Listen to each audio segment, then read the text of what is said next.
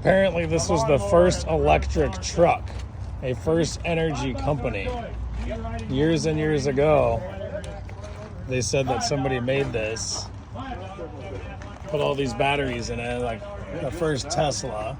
They've got a gigantic electric motor in there in the back, and they hook the motor from a shaft to the differential right here.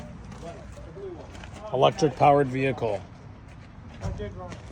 Way back in the day, and had some dual belt that hooked to the drive motor to the rear axle, like a blower pulley.